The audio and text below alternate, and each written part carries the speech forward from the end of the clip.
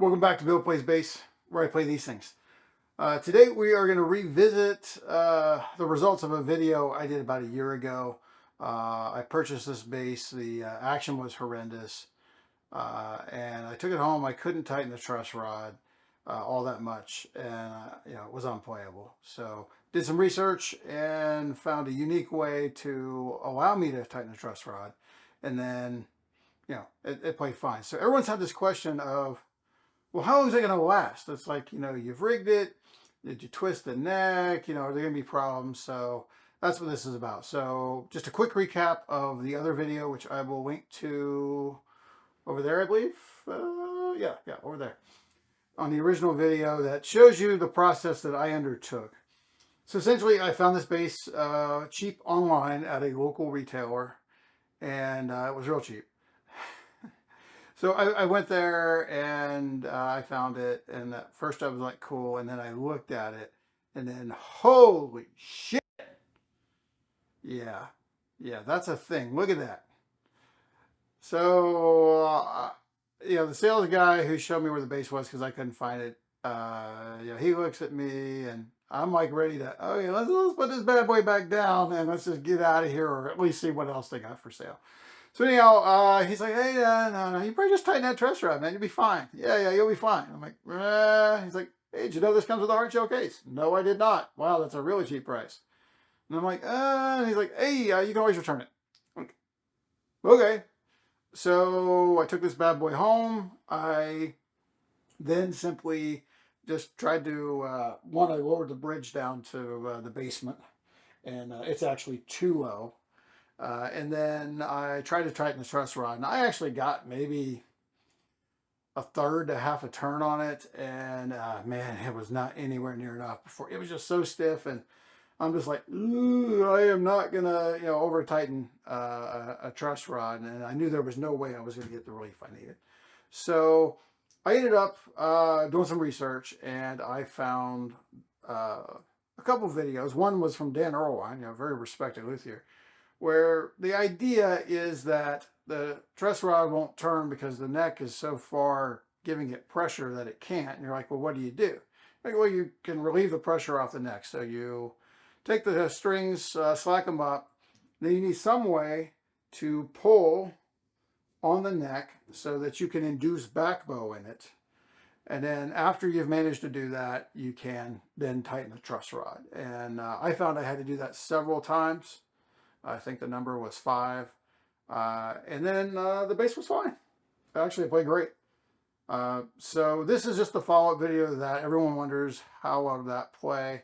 Again, you can look to that first video I linked and show you. Basically, I made a jig that allows you to use a clamp that you can put the back bow in the neck so that then the truss rod will move freely.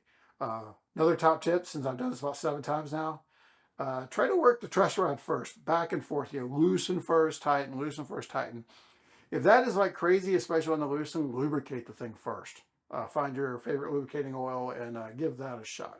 So this may not fix every truss rod issue, but if it's just the stupid thing's so tight because the neck's so out of whack, you got a real good shot at it.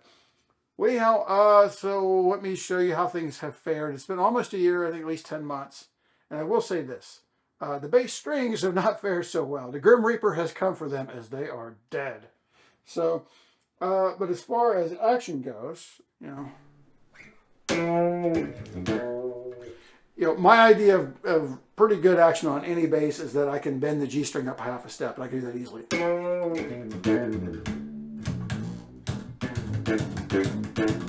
Man, the strings are dead. But, if I knew what to do,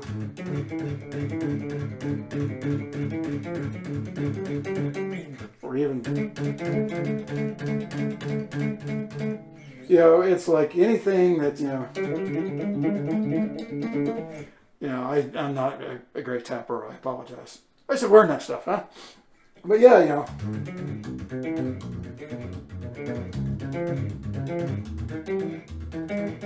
not very musical. Again, I apologize. But you get the idea. I mean, it is too low. I'll show you. So the bridge, I always wonder if I can get this stuff in a shot right. But the bridge, yeah, you can't see that if you wanted to. However, what you can see is if I find a way to do it right, you can clearly see, well, there we go. The strings are, right next to the neck. They're not, 3, 4, 5 quarters away. So again, the whole reason this works is all you're doing is using a truss rod to uh, put the neck where it needs to be. The whole problem you're solving, or that I solved with the previous video, which I believe is permanent, is just allowing yourself to be able to adjust the truss rod because it was too tight. I have taken so many basses to my favorite luthier, who is amazing, but he's like 90 minutes away, and he was working in a music store that recently closed, so I don't even know like how I can get a hold of him and all that stuff. But anyhow, he's amazing. But I would take him basses that they weren't in the condition this was. However, they didn't play well, and I couldn't tighten the truss rod. So you can do that yourself. You do need to be careful. You might even just be able to do it with a couple people. Once you loosen the strings up, just one person kind of, you got to trust somebody. But basically, yeah, I could do this, and someone could tighten the truss rod at the same time. And yeah, I can easily, like I got backbow in it right now, and I'm not really giving that much pressure on. I mean, it's amazing. Not gonna Billy Sheehan this thing. But anyhow, you get the idea. So yes, it held up. Take a look at that previous video again. I got that link up early in the video.